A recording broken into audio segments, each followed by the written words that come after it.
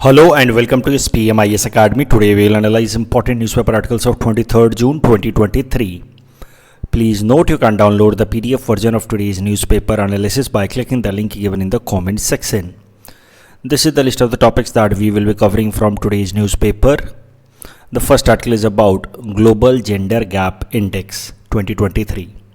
This topic is important from our syllabus GS paper 1 Indian society point of view और women related essays तो आते ही रहते हैं UPSC या एपीएससी में, वहाँ पे भी इसका अच्छा इस्तेमाल किया जा सकता है। तो सबसे पहले समझते हैं इस इंडेक्स के बारे में। This global gender gap index is published annually by World Economic Forum और दुनिया भर के लगभग 146 कंट्रीज़ को रैंकिंग दी जाती है और स्कोर दिया जाता है on the basis of their gender parity in their country. मतलब मेन और विमेन के लाइफस्टाइल में कितना गैप है उसको मेजर करने की कोशिश की जाती है ग्लोबल जेंडर गैप इंडेक्स में। जिस देश के अंदर गैप जितना कम होगा उसकी रैंक उतनी अच्छी होती है और जितना ज़्यादा गैप बढ़ता जाता है रैंक उतना ही ख़राब होता जाता है। तो ये ग्लोबल जेंडर गैप इंडेक्स को 2006 से पब्लिश करना शुरू किया गया। 4 डायमेंशन में अलग अलग कंट्रीज़ के परफॉर्मेंस को मेजर किया जाता है।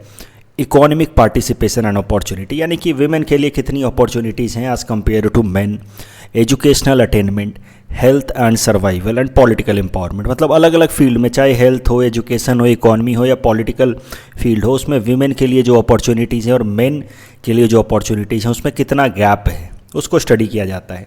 गैप जितना कम होगा उतना अच्छा। तो अब आई है global gender gap index of 2023। उसमें सबसे ऊपर रैंक आया है आइसलैंड का। लास्ट ईयर भी ये पहले नंबर पे ही था, इस बार भी ये पहले नंबर पे ही हैं। Iceland, Norway, Finland, New Zealand, Sweden, ऐसे देश हर साल ही टॉप में रहते हैं और ये जो स्कोर दिया जाता है इन देशों को वो 0 से 1 के बीच में दिया जाता है। तो 1 का मतलब होगा एब्सोल्यूट इक्वालिटी, 0 का मतलब होगा एब्सोल्यूट इनइक्वालिटी।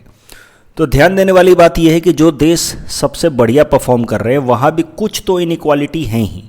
ये स्कोर 0.912 का मतलब है कि अगर मेन के लिए 100% अपॉर्चुनिटीज़ अवेलेबल हैं तो वीमेन के लिए 91.2% है।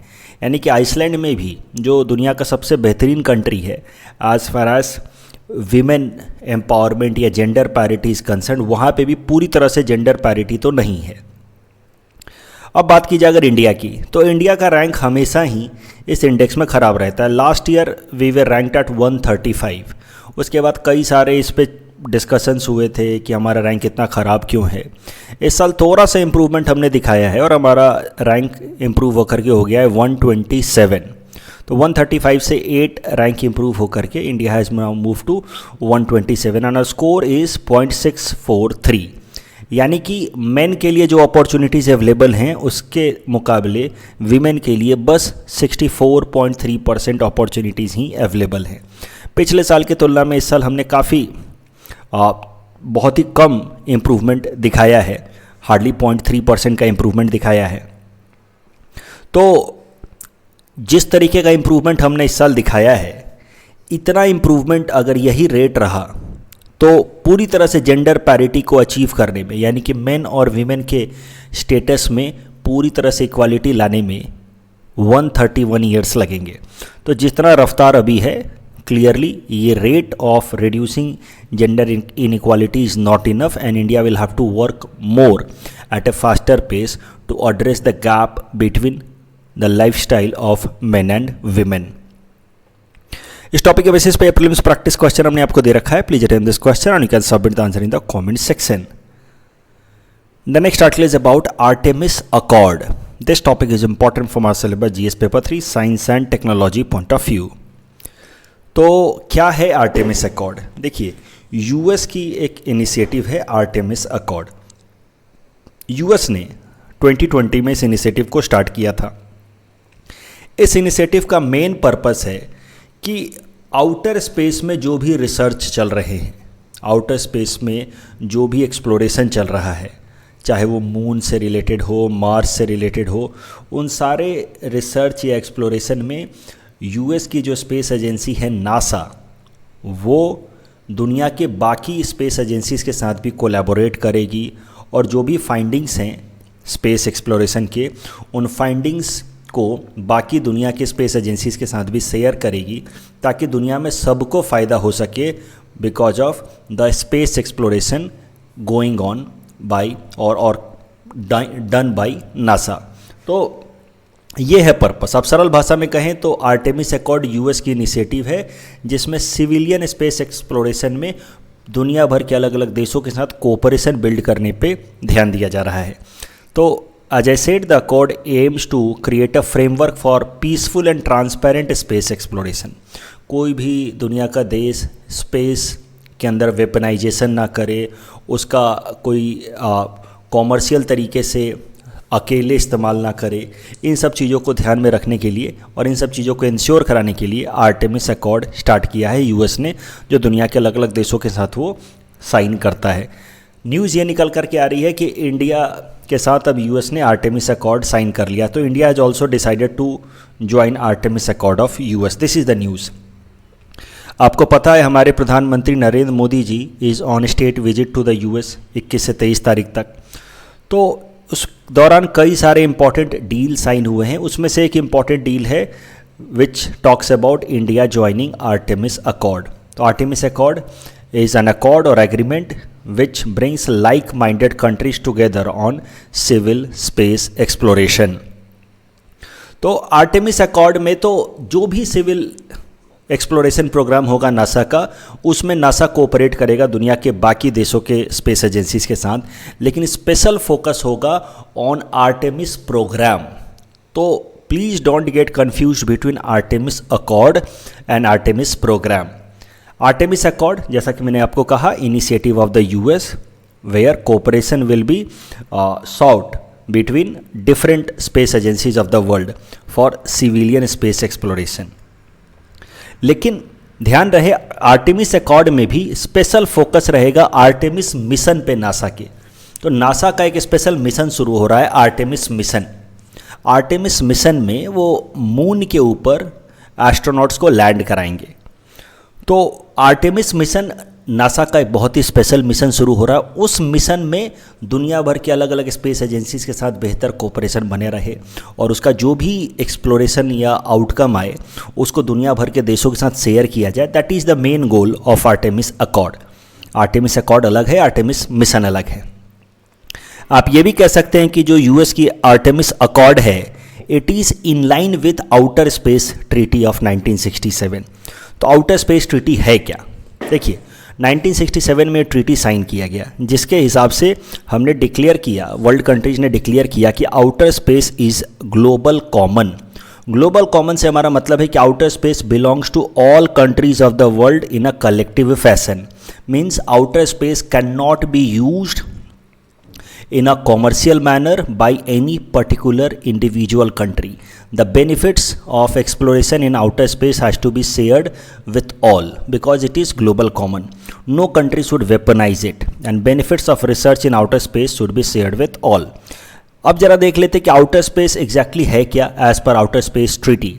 तो अर्थ सरफेस से 100 किलोमीटर के ऑल्टीट्यूड पे एक इमेजिनरी लाइन बनाई गई है, इमेजिनरी लाइन जिसको हम लोग कहते हैं कर्मन लाइन। तो अर्थ सरफेस से 100 किलोमीटर की हाइट पे कर्मन लाइन माना जाता है और कर्मन लाइन से बाहर का जो एरिया है उसको कहा जाता है outer space as per this outer space treaty, और जिसको आउटर स्पेस ट्रीटी ने ग्लोबल कॉमन डिक्लेयर किया है। तो आप मान सकते हैं कि ये जो आर्टेमिस अकॉर्ड है, it is giving shape to outer space treaty. Outer space treaty में भी बात की गई है आउटर स्पेस को ग्लोबल कॉमन बनाने की, और आर्टेमिस अकॉर्ड भी बात करता है कि जो भी स्पेस रिलेटेड एक्सप्लोरेशन होंगे उसके आउटकम्स दुनिया भर के अलग अलग देशों के साथ शेयर किया जाएगा। So Artemis Accord of NASA is direct manifestation of outer space treaty of 1967। अब आउटर स्पेस ट्रीटी किस कॉन्टेक्स्ट में साइन किया गया, क्या हो रहा था उस टाइम में, आर्टेमिस मिशन जो है नासा का वो क्या है, उसको ज़रा एक बार डिटेल में समझते हैं। आर्टेमिस मिशन को ज़रा समझते हैं तो थोड़ा बैकग्राउंड देखिए। आपको पता है कि world war 2 ended in 1945 and then world very implicitly entered into a new kind of hostile situation जिसको हम लोग कहते हैं कोल्ड वॉर।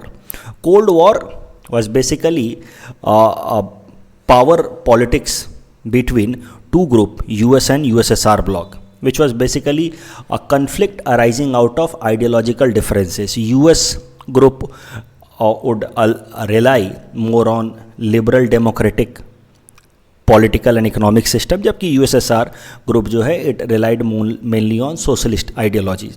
तो आइडियोलॉजिकल डिफरेंसेस थे जिस कारण से वर्ल्ड वॉर टू में तो दोनों side because of Germany's threat एक साथ थे, बट वर्ल्ड वॉर टू ख़त्म होते ही the two group decided to part away and a kind of hostility started between the two sides. अब इसको हम लोग कोल्ड वॉर इसलिए कहते हैं क्योंकि यहाँ पे कोई डायरेक्ट हॉस्टिलिटी नहीं थी. कोल्ड वॉर इसलिए भी कहते हैं क्योंकि यहाँ पे अगर कुछ कन्फ्रंटेशन था भी तो वो प्रॉक्सी वॉर के बीच में था, यानी कि दूर के देशों में इनडायरेक्ट लड़ाई चल रही है, जैसे कि कोरिया में या वियतनाम में. दोनों ही देश यूएस या यूएसएसआर आपस में डायरेक्ट नहीं भिड़ रहे हैं, इसीलिए इसको कहा जाता है कोल्ड वॉर. इसको कोल्ड वॉर इसलिए भी कहते हैं because it was a kind of power projection game. Cold war में आप क्या करते हैं, जब आपका और आपके पड़ोसी के बीच में कोई कन्फ्लिक्ट चल रहा हो, हॉस्टिलिटी चल रही हो, तो आपका पड़ोसी मान लीजिए मर्सिडीज़ खरीद के ले आया तो आप BMW ले आते हैं उससे महंगी वाली, दिखाने के लिए कि मैं ज़्यादा पावरफुल हूँ. वही चल रहा था कोल्ड वॉर में भी, दोनों ही साइड पावर प्रोजेक्शन कर रहे थे. तो उसमें यूएसएसआर ने सबसे पहले स्पेस में, और ये जो पावर प्रोजेक्शन है अलग अलग फील्ड में चल रहा था. जैसे न्यूक्लियर रेस में यूएस आगे निकल चुका था, यूएस ने जापान के ऊपर बम गिरा करके पूरी दुनिया को बता दिया था कि उसके पास न्यूक्लियर वेपन है. तो यूएसएसआर ने भी न्यूक्लियर वेपन डेवलप करना शुरू किया. उसके अलावा यूएसएसआर ने स्पेस रेस में, न्यूक्लियर रेस चल रहा था, स्पेस रेस चल रहा था, तो स्पेस रेस में यूएसएसआर ने एक सबसे पहला अचीवमेंट पाया, और वो था achievement of launching first rocket in the space. तो यूएसएसआर ने पहला रॉकेट स्पेस में लॉन्च किया 1957 में, स्पुतनिक नाम का, द फर्स्ट सैटेलाइट. तो रॉकेट की मदद से पहला सैटेलाइट स्पेस में भेजा, first rocket sending first satellite that was named Sputnik 1957 में. कोल्ड वॉर का टाइम था, स्पेस रेस में यूएसएसआर जीतता हुआ दिख रहा था. तो उसी कॉन्टेक्स्ट में उस टाइम के US president John F Kennedy ने अनाउंस किया कि आने वाले 10 साल के अंदर वो मून के ऊपर अपने एस्ट्रोनॉट्स को, नासा के एस्ट्रोनॉट्स को लैंड कराएंगे. तो जोश जोश में उन्होंने अनाउंसमेंट कर तो दिया, but it was a difficult challenge. उन्होंने स्पेस में खाली अपना एक सैटेलाइट भेजा था, आप कह रहे हैं कि मैं अपना एस्ट्रोनॉट को मून पे लैंड कराऊंगा. लेकिन ऐसा करने में सक्सेसफुल हुए नासा के साइंटिस्ट, और 1969 में Apollo 11 mission of NASA was successful in landing humans to moons. आपको पता है Neil Armstrong became the first person to land on moon. उसके बाद माइकल कॉलिंस, बज एल्ड्रिन जैसे लोग, ये तो सब साथ में गए थे. और इसके साथ ही अपोलो 11 मिशन, जिस तरीके से जॉन एफ कैनेडी साहब ने अनाउंस किया था, उसी हिसाब से 10 साल के अंदर यूएस ने अपने एस्ट्रोनॉट्स को मून पे लैंड करा दिया. अब अपोलो मिशन जैसा ही है आर्टेमिस मिशन, इसमें भी गोल वही है कि मून पे एस्ट्रोनॉट्स को लैंड कराना है. तो आपको सुन करके थोड़ा अजीब लगेगा कि सर 50 साल पहले जो काम यूएस की स्पेस एजेंसी नासा कर चुकी है, अब वो दोहराना क्यों चाहती है. आर्टेमिस मिशन में ऐसा नया क्या है? इज़ आर्टेमिस मिशन री इन्वेंटिंग द व्हील? जो चीज़ ऑलरेडी कर चुके उसको दोबारा बना के क्या फ़ायदा. लेकिन ऐसा नहीं है. Artemis mission is much more intricate, much more dynamic as compare to Apollo mission. Apollo mission तो देखिए जोश जोश में बस कि जैसे तैसे भी मून पे लैंड कराना था अपने एस्ट्रोनॉट्स को, राइट. जैसे भी लैंड कराया, वापस आए और दिखा दिया कि भाई यूएसएसआर हम तुमसे आगे हैं, तुमने खाली रॉकेट भेजा था, हमने अपना एस्ट्रोनॉट भी लैंड करा दिया मून पे. तो बात को रखने वाली बात थी अपोलो मिशन. लेकिन आर्टेमिस मिशन का बहुत ही ज़्यादा फ्यूचरिस्टिक गोल है.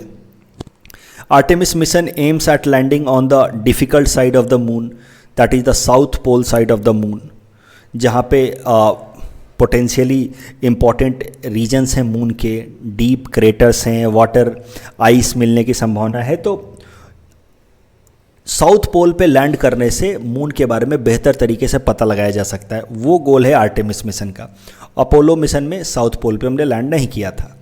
उसके अलावा आर्टेमिस मिशन का मुख्य गोल है कि मून के ऊपर स्टडी करा जाए और लॉन्ग टर्म वहाँ पे सस्टेनेबिलिटी ढूंढी जाए फॉर ह्यूमन सेटलमेंट। अपोलो में तो चुपचाप से आप मून पे लैंड किए और वापस आ गए। Artemis will aim at creating fuel on moon, creating such a structure on the moon, ताकि इंसान वहाँ जा कर के लॉन्ग टर्म सेटल हो पाए। तो Artemis mission is a very basic beginning of a larger goal which is aimed at ensuring human settlement on moon. तो आर्टेमिस के गोल बहुत ही ऊंचे हैं और इसीलिए आर्टेमिस मिशन को लॉन्च किया जा रहा है। यू कैन नॉट से कि आर्टेमिस मिशन में नया कुछ भी नहीं है। Apollo mission was very basic, very simple. Artemis mission के गोल जो हैं वो बहुत डायनेमिक हैं, इसीलिए आर्टेमिस मिशन को बहुत ग्रेजुअल तरीके से लॉन्च किया जा रहा है। आर्टेमिस मिशन 3 फेज में होगा। पहला फेज होगा नॉन क्रू मिशन, जिसमें बस एक इस तरीके का मिशन भेजा जाएगा जो मून को स्टडी करके आ जाएगा। दूसरा होगा ह्यूमन ऑर्बिटल मिशन, यानी कि दूसरा मिशन जब होगा पार्ट 2 में एक ऑर्बिटर भेजा जाएगा जो मून के अराउंड बस ऑर्बिट करेगा, जिसके अंदर ह्यूमन एस्ट्रोनॉट्स होंगे। और तीसरा पार्ट होगा Artemis 3 which will be implemented by 2025, जिसमें मून के ऊपर एस्ट्रोनॉट्स लैंड करेंगे। और फिर उसके बाद और भी फ्यूचर मिशंस आएंगे आर्टेमिस के, जिसमें long term human settlement on moon की बात की जाएगी। इस टॉपिक के बेसिस पे ये प्रीलिम्स प्रैक्टिस क्वेश्चन हमने आपको दे रखा है। Please attempt this question and you can submit the answer in the comment section. I hope आप आर्टेमिस अकॉर्ड और आर्टेमिस मिशन के बीच में कंफ्यूज नहीं है। आर्टेमिस अकॉर्ड एक लार्जर अकॉर्ड है, अग्रीमेंट है, यूएस दुनिया के अलग अलग देशों के साथ साइन कर रहा है। तो आर्टेमिस अकॉर्ड साइन करने का मतलब है कि US is expressing its willingness to have cooperation with that country as far as space exploration is concern. तो हाल फिलहाल में इंडिया के साथ आर्टेमिस अकॉर्ड साइन किया, मतलब अब फ्यूचर में कई सारे मिशंस नासा और इसरो साथ मिल करके करेंगे। लेकिन आर्टेमिस अकॉर्ड में भी मेन फोकस रहेगा आर्टेमिस मिशन के अंदर कोऑपरेशन में, which is very intricate mission, जिसका गोल है आने वाले 50-60 सालों में मून के ऊपर ह्यूमन सेटलमेंट को प्रमोट करना। The next article is about Lake Victoria, and this topic is important from our syllabus GS paper 3 environment point of view. Lake Victoria, सबसे पहले इसका लोकेशन देखिए। It is located in east Africa, surrounded by countries Tanzania, Uganda and Kenya. ये दुनिया का दूसरा सबसे बड़ा फ्रेश वाटर लेक है सरफेस एरिया वाइज। सबसे बड़ा largest fresh water lake surface area wise है lake Superior, which is between Canada and US. तो ये है lake Superior, the 5 great lakes of US, उसमें से लेक सुपीरियर कनाडा और यूएस के बीच में, which is largest fresh water lake surface area wise. और दूसरे नंबर पे लेक विक्टोरिया। लेक विक्टोरिया की खासियत ये है कि it is the source for white Nile. अब देखिए, वाइट नाइल रिवर यहाँ से ओरिजिनेट हो रही है और वाइट नाइल मिलती है ब्लू नाइल से एट खार्तूम, सूडान की कैपिटल। और ब्लू नाइल और वाइट नाइल यहाँ मिलते हैं और उसके बाद इनको कहा जाता है Nile river, which ultimately drains into Mediterranean सी।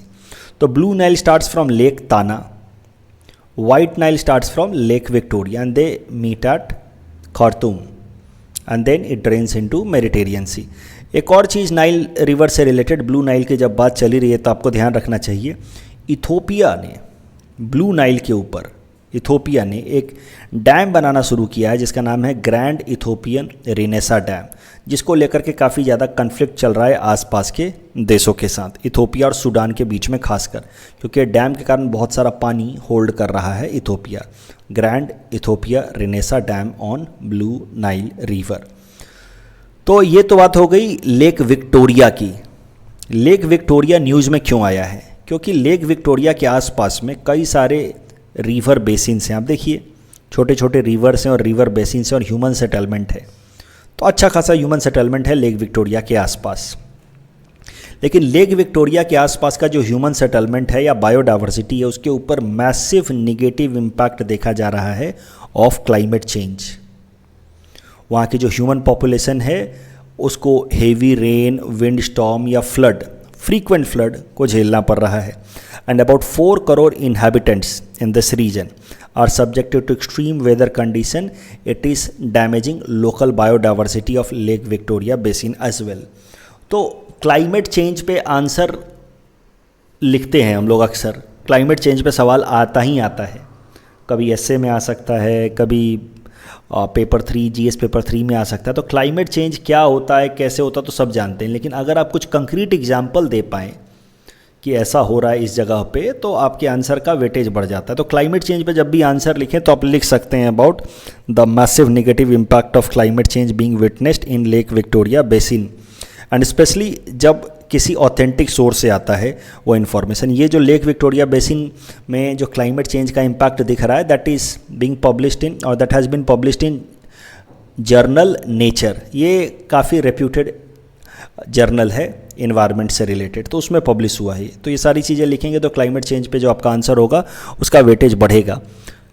इस टॉपिक के बेसिस पे प्रीलिम्स प्रैक्टिस क्वेश्चन हमने आपको दिया है। Please attempt this question and you can submit the answer in the comment section. The next article is about international Olympics day. This topic at best is important from prelims exam point of view, mains में in general नहीं आना चाहिए। क्या है international Olympics day, आज क्यों हम पढ़ रहे हैं वो भी ज़रा देखिए। आज का दिन 23 जून पूरे दुनिया भर में इंटरनेशनल ओलंपिक्स डे की तरह मनाया जाता है, क्योंकि इसी दिन इंटरनेशनल ओलंपिक कमेटी को कॉन्स्टिट्यूट किया गया इन 1894। इंटरनेशनल ओलंपिक कमेटी जो मॉडर्न ओलंपिक्स को कंडक्ट कराती है। अभी एंशियंट टाइम में भी ओलंपिक्स होता था। Ancient Olympics were being held in 776 BC on mount Olympus in honor of Greek god Zeus. Mount Olympia is highest mountain in Greece. ये जो एंशियंट ओलंपिक था। मॉडर्न ओलंपिक को रिवाइव किया गया 23 जून 1894 को, जब Coubertin who is the founder of the modern Olympics, उन्होंने international Olympic committee का गठन किया, कॉन्स्टिट्यूट किया इसको। तो 1894 में इंटरनेशनल ओलंपिक कमेटी बनाई गई 23 जून को, इसलिए ये दिन हो गया इंटरनेशनल ओलंपिक्स डे। और पहला मॉडर्न ओलंपिक्स कंडक्ट कराया गया 1896 में इन एथेंस ग्रीस। अगला जो ओलंपिक गेम होने वाला है वो होने वाला है 2024 में इन पेरिस। आप ओलंपिक्स का ये जो सिंबल देखते हैं 5 rings, these 5 rings they represent different continents. Blue is for Europe, black is for Africa, red is for America, yellow is for Asia and green is for Oceania, that is Australia and New Zealand. कल जो हमने आपको practice question दिया था उसका answer देख लेते हैं। यूनिफॉर्म सिविल कोड को इंप्लीमेंट करने वाला स्टेट है गोवा, और रिसर्च एंड एनालिसिस विंग से रिलेटेड पहला स्टेटमेंट सही है, लेकिन दूसरा गलत है। For administrative purpose they report to cabinet secretary.